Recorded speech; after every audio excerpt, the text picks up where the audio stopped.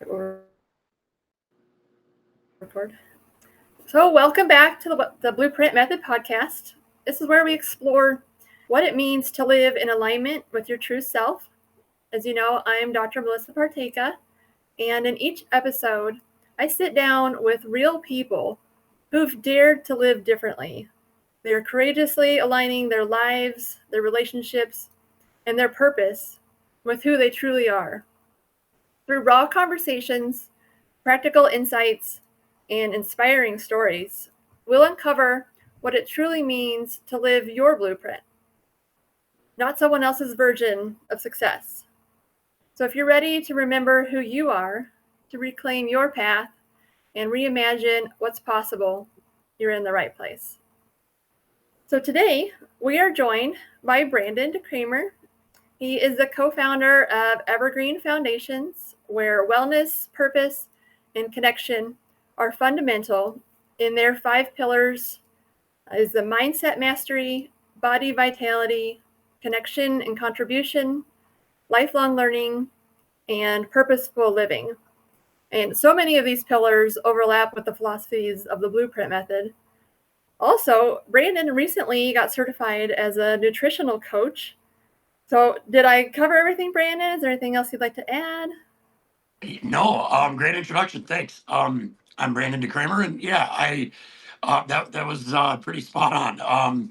I got brought into, and I'm sure we'll get into this more in our conversation, but I got brought into coaching and just the overall wellness universe a few years ago, and nutrition and brain health have always been a passion of mine. So getting certified to coach nutritional, even though the last couple of years it's a huge part of what I do, getting certified in that was a big cap in my feather for me because it showed me that I can stick to something and really take it to the next level when I'm passionate about it. Yeah, absolutely. So you mentioned it's kind of been a part of who you are. If you don't mind, let's start with your story. Who were you before you began living authentically? Wow. So how much time do you have? No, I'm just kidding. So I have one of those stories, right? Like a couple of years ago, I just said I got into coaching. I took a program with my co-founder in Evergreen Foundations, Dave Layden Jr., by the Mindset Mentor, a podcaster, Rob Dial. And that's how we got into coaching. And when they were really asking us, like, well, what is your niche? Like, what do you specialize? Where have you been where you could help other people go and get through? After like 20 minutes, I spout off like 50 niches because I've just lived that life of like mental health. When I was really young, my story starts with my father committed suicide. And I never really knew that. I thought he passed away young from an illness. And then the day after Christmas, when I was 12, I had a therapist ask me, how does it make you feel that your dad hung himself? And I had no idea. I had no clue. So to me, that was where my life, I went from kind of like a troubled kid that had a lot of energy and emotions and didn't understand that to like, that's when mental health really became my life in many negative ways. I started to focus on my father's mental health, my mental health, and why I was like him. I blamed myself. I was a young kid. Like, he was 20 years old when he passed. So my thing was, did he not want to be a dad? And I hung on to that for 20 years, a long time, right? So what I did was I took my aggression, my insecurities, my never being good enough, and I put on boxing gloves and I got into fighting. I started wrestling, doing Brazilian Jiu Jitsu, and I was a fighter. My first cage fight was in um, Elvira, Michigan, sorry, which is a small little town, probably closer to your neck of the woods than where I grew up. And then I fell in love with it. That's what I did. I fought my demons, my past, my mind by fighting other people. And I did that for 6.5 years, which came with concussions. Name it. I was a broke fighter without health insurance, so a lot of health problems, a lot of surgeries, broken bones, and that caught up to me. And I was a young father at the time. I retired, and then I spent a decade thinking that I was injuries and concussions and going nowhere. So that's my, up to that point, I'm probably about 25 years old. And from 25 to 35, I spent drinking, smoking weed, numbing my mind into oblivion because I was very unhappy with who I was. Wow, that's a life I think a lot of people can relate to in some ways. Yes. Yeah, yeah, And then for me, it was that moment of to get into the personal development point, because there's a lot of people, I run into people like this all the time. There's a lot of people that go, this is the way I am. Nothing's going to change. I have depression. I am anxiety. This is the way it is. And I had 18 concussions, 17 concussions to that point. Um, I wasn't getting any better. I was reading laundry lists of Parkinson's, dementia, Alzheimer's, not only reading them, but having doctors saying, this is your future. There was one point in time when I was 24 years old where they said, you'll never work again. You'll never speak properly again. You'll never function the way that you functioned. After I had a car accident 7 days after a concussion in a fight. And now I'm 40 years old. I never shut up. I have a ton of energy, and that started because of a decision.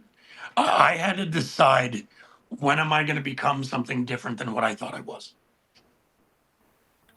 yeah. What led you to that decision? Was there just like a pivotal moment, or just kind of a building to it? I wish it was building to it, and I didn't wreck anybody's life, including my own, and I didn't damage my children, and I wish it was just that way, but it wasn't. I was drinking a lot. I was angry. I was a good dad, not a great dad. On the weekends, I was awesome. I had fun with my kids. On the weekdays when they were at their mom's, I was a mess and destroying my second marriage and drunk all the time. Um, I got really drunk one night and ended up screaming in front of my children, and for the third time in 5 years, ended up in a jail cell drunk. Mm. What was different this time? I don't know. I get asked that question all the time. I have no idea. All I know is I looked up. I was in a jail cell, cold. I knew I was getting out that morning. It was just like a drunk thing. I knew I was going to walk home, right? I wasn't going to be going to prison for any long periods of time. I knew that I was going back into life within hours. I looked up at the sky, and I didn't talk to anybody specific. This wasn't my God moment. This was just my me moment. I looked up and I said, man, what gives? What's next? You're going to end up dead, in a jail cell, or just like your father. And those are your options. And like, what are you going to do differently? What is going to change today where you're not going to come back here, where you're not going to go buy a 30 pack of beer, sit in your car and drink that so nobody knows? Um, and I said, my kids, me, I have to be the best father I can be. My kids deserve that. They deserve so much more than this. So that day, I didn't drink again. I walked out of that jail cell. I didn't drink. I quit drinking soda. I stopped sugar. I got back into the gym. That's the one thing I could control. I was an ex-athlete, professional athlete. The one thing I could control is how to eat good and how to feel good. So I did that right away. I lost 60 pounds in 90 days, dropping the sugar. I went from, I was running around at like 240. And 4 months later, I was at my fighting weight of 170. Um, just like that, because I was making new choices. And it wasn't just great. I lost weight. I'm feeling good. The new choices started to create a discipline in me that I haven't had in years. It started to show me confidence. And then the guy that I would eventually get trained by, Rob Dial, I jumped into his podcast, and the one episode I watched the first day, celebrate the little wins. If you make the bed, celebrate that. If you drink water in the morning and eat breakfast, celebrate that. I started doing that. And what I realized is I'm releasing my own dopamine. I'm happy because I'm doing things to make myself happy. And that was about 2.5, almost 3 years ago now. And I haven't looked back. Now I do Evergreen Foundations. I work with groups. I work with teens struggling with suicidal ideations and anxiety, and what to do when they're like I was when I was a teenager. Hopefully, so they don't start kicking other people's ass for an outlet and they do something else. I Nutrition and brain health were the thing that saved me. So that's what I became obsessed with. My hobbies are reading about sugar and its effects on the brains, and reading studies of seed oils and rats. And that's what became my passion. So getting certified and going, this is what I'm going to do for the rest of my life, help people some way and always become better. And not to get long-winded, you've known me long enough to know that's who I am. But that's how the pillars of evolution came into my life and Dave's life. Me and Dave Layton Jr. became that really close in our training program. And then we were trying to help each other as new coaches figure this all out. So we said, what about school? Why don't we do it here? And when we figured out what does that mean to us, what we did was we took our lives, mindset mastery. I was a mess before I started really controlling the things that I think. Dave, same way. He was an admitted everyday pothead that was in his own head. Then he found journaling, and meditation and mindset. Boom, he's doing better. So we're like, it's got to start there. Then athlete, nutrition, recovery, resting are huge parts of my life. So we said body vitality, really treating your body right, has to be in there. And that's when learning and connecting with people around us and then really finding our purpose just fell in. And we were like, our lives, the way we have to tick and feel better and function, it's not a program. It's the way that we figure it out. So that's what we have to show other people. And that's how Evergreen Foundations really found its blueprint method, if you will. Yeah. It's your lifestyle, and you're helping it to be other people's as well. Mm-hmm. So in this journey, I'm sure there's been people in your life that maybe you've had to let go of. What did choosing this life and these changes, what did you have to let go of as far as roles or your beliefs or any relationships or even your own personal identities? Great question. And this one's a lot for me centered around my first divorce. The woman I had children with, Grace. Today, I can look at you and tell me she's my best friend. Her husband is my second best friend. The three of us coexist and cohabit and co-parent so beautifully well. It's incredible. What I had to give up in my journey to get there was the loss of that past relationship, obviously, the loss of 10 years of my family, the loss of what my normal was. And in that, I had to create a second loss. I jumped in fast to a second marriage. I jumped into something that was something new, something fun. We like to go out, we like to drink, we like to party. We had this lifestyle that distracted me from my original loss. So when I was like, I'm going to change my life, she didn't like that. And I had to really sacrifice and go through a second divorce of I don't want to drink. I don't want to party. I want to focus on personal development. She was very set in her ways of this way. So I had to sacrifice a second relationship to go back into being the father I needed to be. And little did I know that first marriage, that first person that was really somebody in my life, and really we never gave up on each other.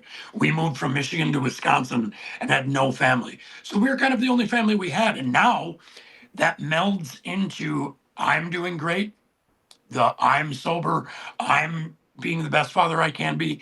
She's helping me as a co-parent.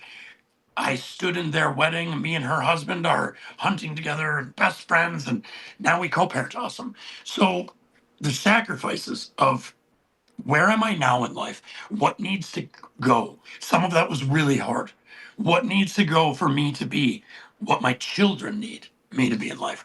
And now I can look back and go, wow, all those sacrifices created something I never expected. And we can talk about that and laugh a lot. We were trick or treating the other night, and we live in a small town. So a lot of people look at us and be like, what are you doing? You're with your ex-husband. You're with your, what are they, there's new age stuff. Are they a thruple? What are they? And we get that a lot. We get that a lot living in a small town. And now that dynamic has went to look at those guys.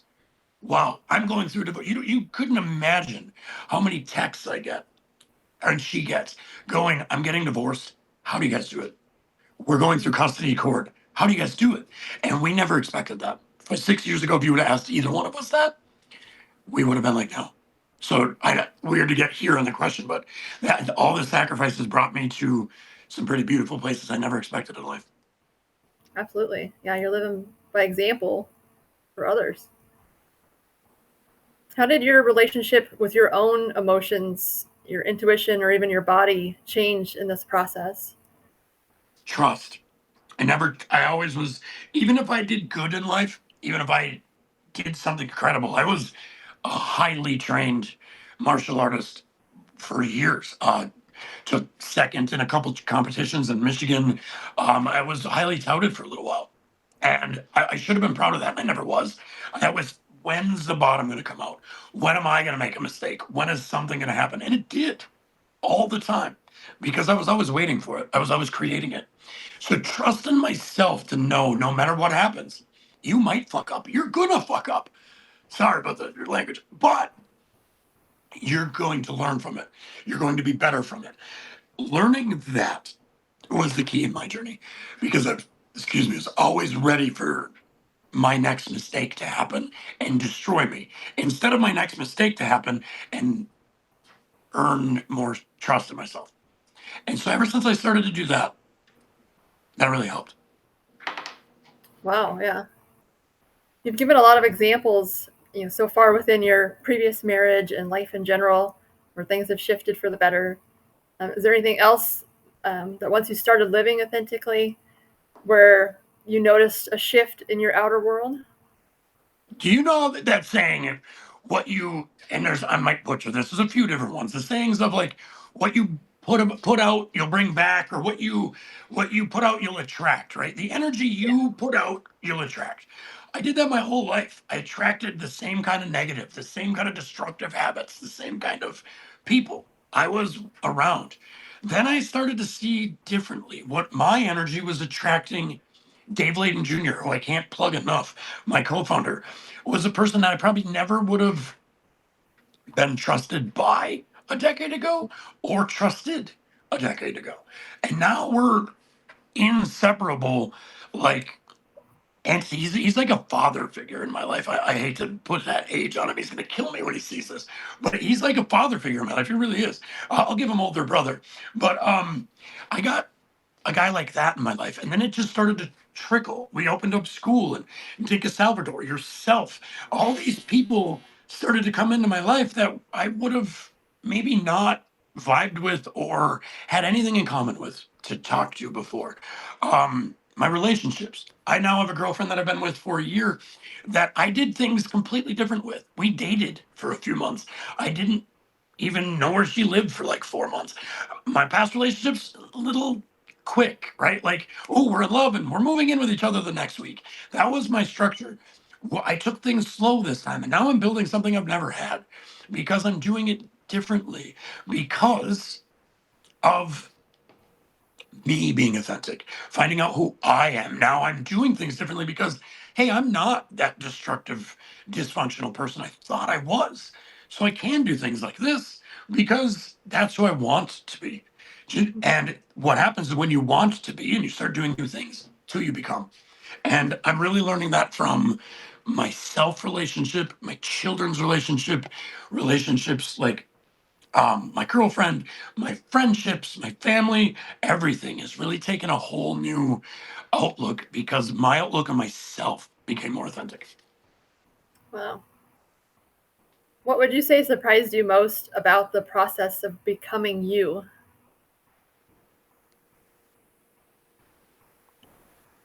The level of things that that you'd go in your life, I don't like that. I don't do that. Nah, I wouldn't like that. There's things like I hated running.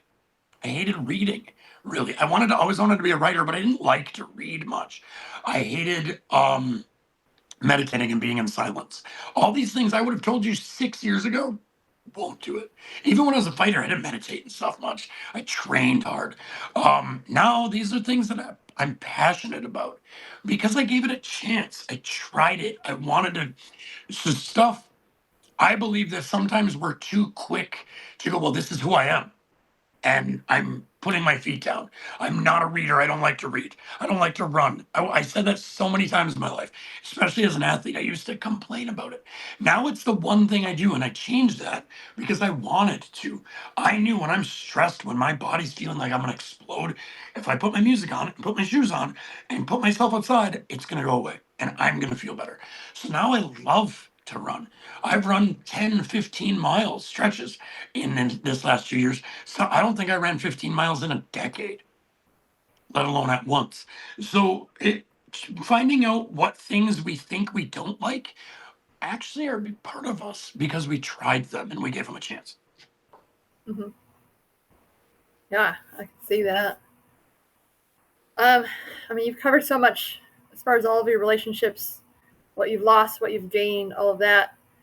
Would you say your ability to love, communicate, or connect has changed in any remarkable way towards others or even towards yourself?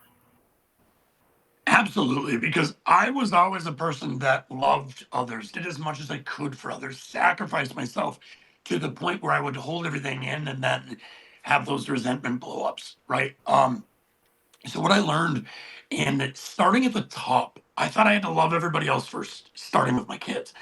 I learned I was going about that wrong. I was loving everyone else first, but then I didn't have as much to give them. I wasn't showing up authentic. I was showing up as loving you, but I'm feeling all this stuff inside about myself, about the situations. So I'm not showing up authentic. I'm not giving you the love I think I'm even giving you. What I can do for you, I can't really because I'm not showing up for myself. Every time I look at myself, I hate myself. So how do you think I'm showing up? So starting reversing that and going, I have to believe in myself. I have to trust myself. I have to love myself first. Then everything I have to give is going to be so much more. And I learned that within weeks of flipping my mindset around and transforming my life and my authentic reality. Once I started seeing that right away. Now I see it more than ever. Is that when you can start with yourself, you have so much more to give everybody else. And that's the biggest lesson that I've seen is you have to love yourself first. Yeah, yeah. Fill your own cup, or like they say on the airplane, you put on your own mask first. And I was always that person that would be like holding six other people up while my mask is dangling in front of my face. I lived my whole life that way. So now I grab the mask and then as a leader go, how can we fix this situation? And I was never like that before. We have this little thing in our family, not to go off too in a tangent, but in my extended family, my girlfriends and my families, where we talk about the apocalypse, right? Like, what would our roles be if we were homesteaders, if there was no internet, if the life was different? And I was the one that didn't know. We have the gardener, we have the hunter, I was just the strong guy that could put kids on his back and run 5 miles. But what do I do? I've come to realize that with my confidence and my abilities to lead myself, I'm the leader. I'm the one that goes, we need you to do this. We need you to do this. We need to keep everybody safe and watching everything all at once. And as long as I can do that in my life, I can do that for those I care about. And that's the ethos that I'm really trying to wake up every day with. How can I lead my life so I can lead others? Yeah, I've done a similar exercise, and it's very interesting when you actually try to put to words your skills and how you can contribute for the greater good of all. So Yeah. yeah, and yeah, being a leader, you need someone that can bring everybody's individual skills together and move forward. So that's definitely a vital skill. Yeah, and I guess that was one of those moments I don't give myself enough credit because even we were all talking about this at the table. My girlfriend and my ex-wife were both like, "You're ex-military, ex-cage fighter, like you would be security. Like, what are you talking about?" I'm like, "Oh yeah, I suppose." Well, there's that. So when you consider your daily life, what does that look like to keep you in alignment? Awareness.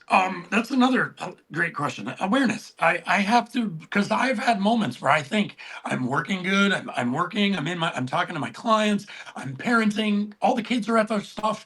Everything's that I need to do is happening, but I've missed my workouts. I've skipped a few meals because I'm doing this and that. I'm fasting a little bit differently than maybe I should be because I'm going so fast. Now what happens? Now I'm burning out a little bit. Now I'm forgetting things. So now I feel like for me in my day to day with three children, with two families, well, because my girlfriend has three kids too. So with six children and two households and two businesses and nine clients, I have to where does Brandon come in? And there's times where I forget about this, and then it's evident. I'm starting to disappear a little bit over here. I'm starting to forget this. I'm starting to become a little scatterbrained. So my biggest day-to-day thing is, what are my top 3 things I have to do today? If I don't get to all 3, that's fine. But then the list has to go to tomorrow. Then, what are my top 3 Brandon things I have to do? Mm. I have to work out today. Okay, check. I have to read or journal, or I write these top 3 things down. So I know Brandon's getting what he needs to show up for the other things that he needs to do, because I really start to get into these, I'll show up for everything except myself. And if I'm not aware of that, that's when burnout and all sorts of stuff will happen. Yeah. Are there any reminders that you use, or you've even asked maybe other family members or friends to point out? Is there a key word that says kind of getting out of alignment? You have any of those reminders? um Probably not as much as I should. As far as reminders, I think there's situations or just like conversations where people will notice, like, you're going a little fast here. Like, when have you slowed down? I think that's the Mm. biggest thing, and I try to ask myself that sometimes. Yeah. How's it feel to have people care about you like that? Yeah.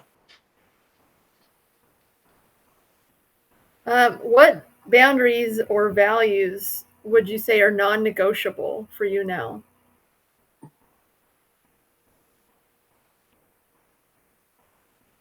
I always start with working out. I don't work out for a beach. I'm 40. I don't work out for a beach body or an X cage fight anymore. Now I work out to be able to put kids on my back and go a few miles if I have to be functionally sound. And I call the gym the monsters playground for a reason. If I don't work off some of that, it becomes evident really quick in me. So that's my first non-negotiable. I don't try to skip workouts. Even if I'm at home or we're busy or I'm on the road, if I need 15, 20 minutes, I do that.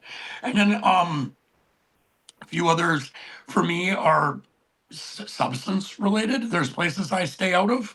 There's situations I stay out of, because I know that I'm that person that'll go, you know what? It's just Friday night and we're having fun, and then it'll backfire on me real fast. So there's places I just don't go, like bars and certain types of parties and stuff, because not for a trust thing, but for a boundary. I need to stay out of here.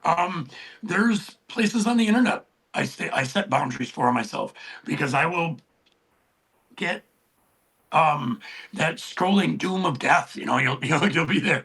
So I have those boundaries as far as technology, and that wasn't something I put on myself before. I was that guy with all the time, because I work on my phone, I work on the internet. So I was like, well, it's okay. This is what I do for a living, so I'm not doing anything wrong. You're wrong. You are. You're still spending too much screen time. So those are big boundaries that I set. Are my where I'm spending my time, how I'm spending my time, and who I'm spending my time with, I think, are the big boundaries that I now try to put myself on. Because Rob Dial always says this thing: who you spend time with today and what you do today is where you're going to be a year from now. So if today I'm in a bar doing nothing, getting drunk, a year from now, I'm probably not going to be in a great spot. Yeah. You are the company you keep. Mhm. So people will talk about regrets that they have in life. I personally see these as opportunities for growth, especially with the gift of hindsight. So, what lessons would you say that life has taught you that you couldn't have learned in any other way because of your challenges?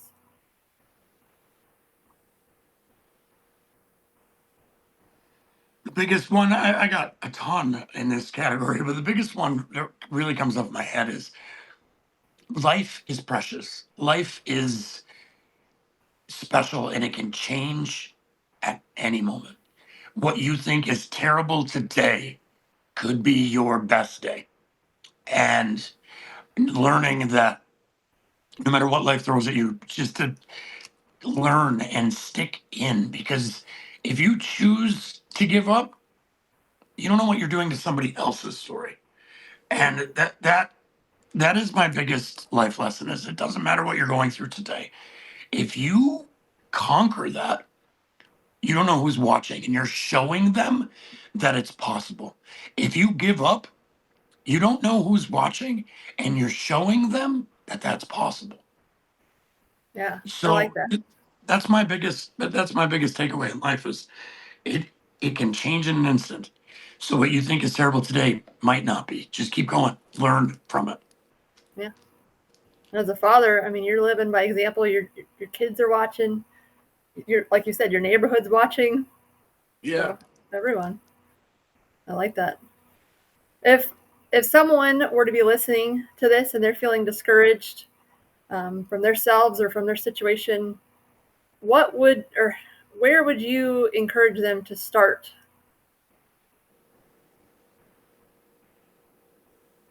The beautiful thing about identity, about who you are, is it's not stagnant. It's not a straight line. It's not set in stone. Nobody wrote on a tablet that said, Brandon Decremer, this is who you are, and you're going to be that way until the day you die. So, what you can't handle today, what you can't manage today, what you don't know today can change.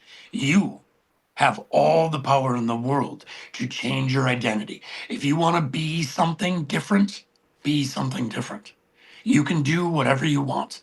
So know when you go to sleep, you can be something different tomorrow because you put your heart to it. So find out who you are and go after it. Yeah, really good advice. So, as a closing question, I like to ask people if the world could pause and could truly hear you, the most honest, unfiltered version of you, what truth from your authentic self would you want to speak out loud?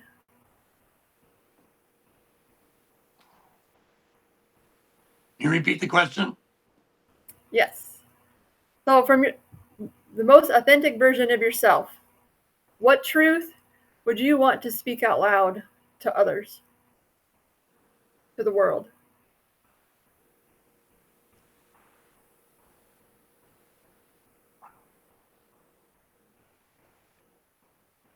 Happiness is a choice, and life is everything that you want to make it. And my true authentic self took life that could have been disastrous and I could have stayed there. And I didn't because I knew that the people that cared about me deserved more from me.